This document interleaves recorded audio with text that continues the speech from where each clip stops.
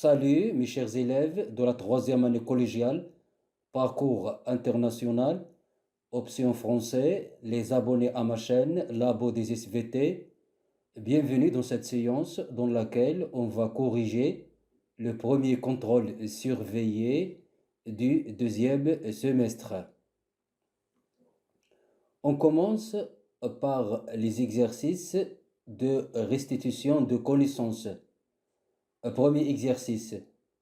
Dans ce premier exercice, on nous demande de relayer chaque structure nerveuse avec son rôle dans les fonctions de communication. Deux points.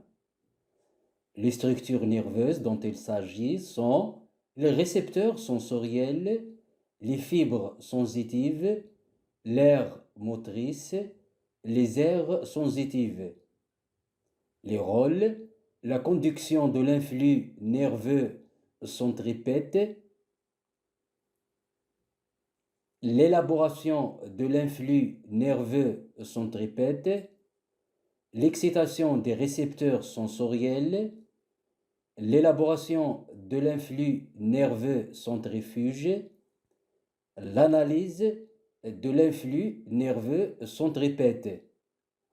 Donc, on va relayer chaque structure avec son rôle.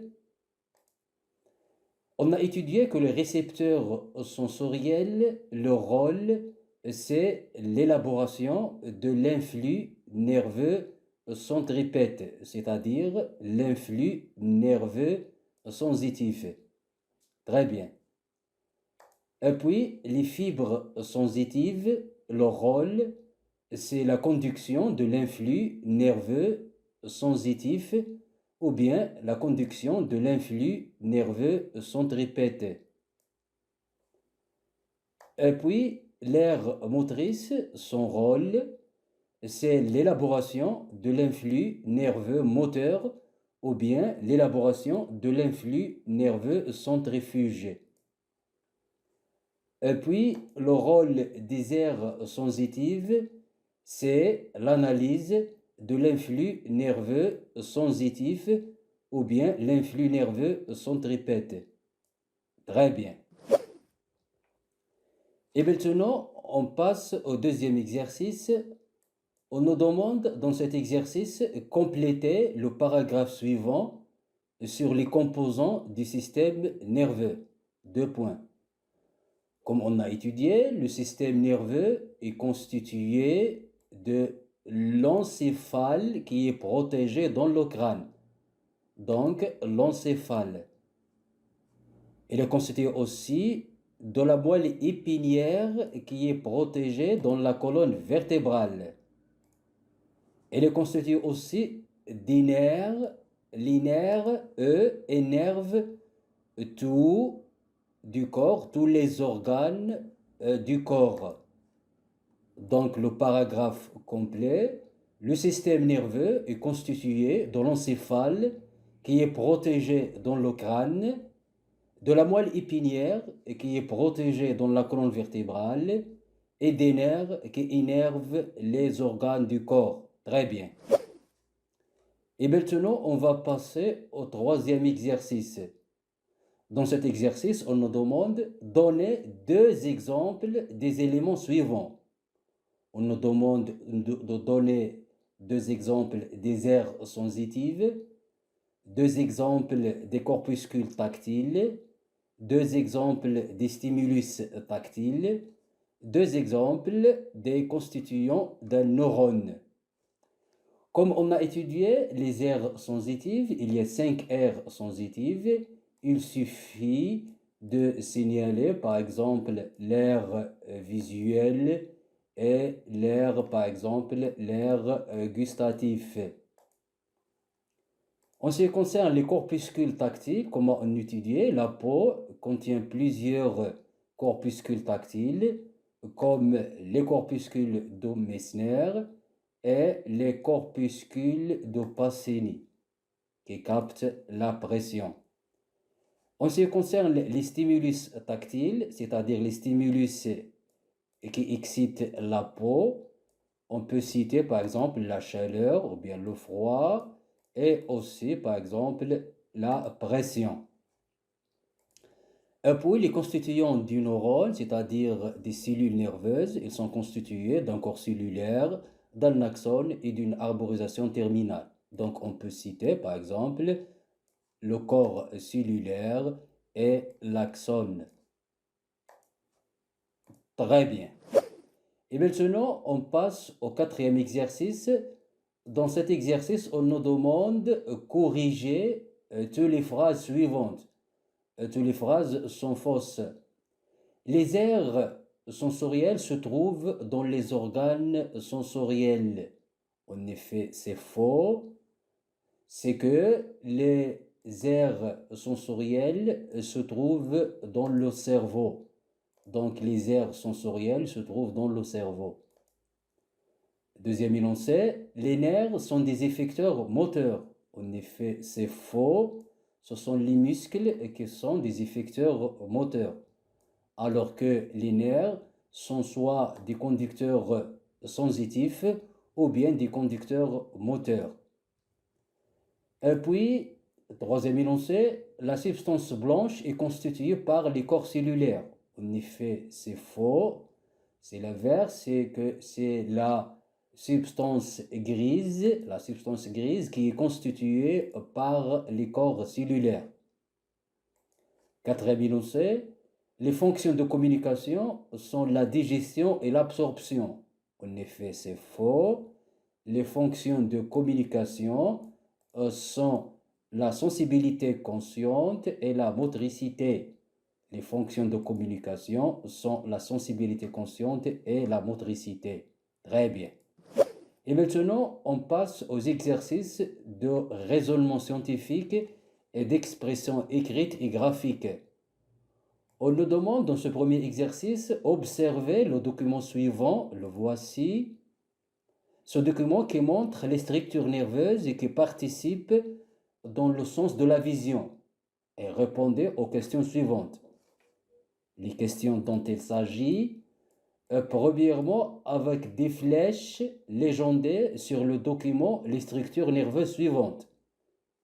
Le globe oculaire, le nerf optique, l'aire visuel.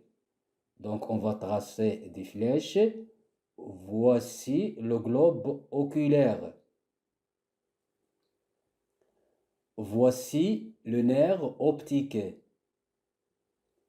Et voici l'aire visuel qui se trouve dans le lobe occipital.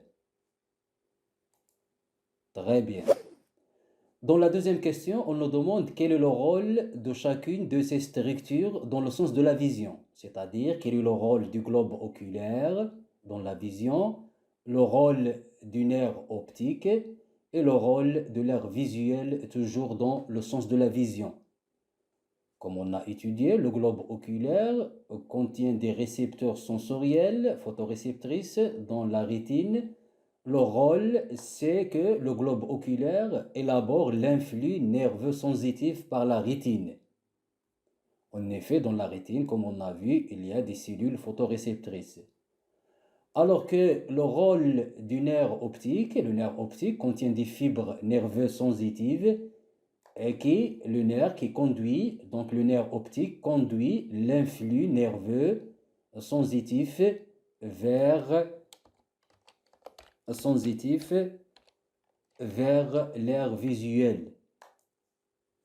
Et puis, le rôle de l'aire visuelle, comme on a étudié, c'est l'analyse et l'interprétation de l'influx nerveux sensitif. Donc, l'aire visuelle analyse et interprète l'influx nerveux sensitif. Très bien. Et puis, on nous demande dans la troisième question, indiquer sur le schéma le trajet et le sens de l'influx nerveux sensitif. En effet, l'influx nerveux sensitif prend naissance dans la rétine, puis il est transporté par les fibres nerveuses qui sont situées dans les nerfs optiques vers l'aire visuelle qui se trouve dans le lobe occipital. Très bien. Et maintenant, on passe au deuxième exercice. Dans ce deuxième exercice, on nous demande le document suivant montre les structures nerveuses qui participent dans l'activité suivante, Cette activité, c'est capter le ballon avec les mains. On nous demande dans la première question, de quelle activité nerveuse s'agit-il?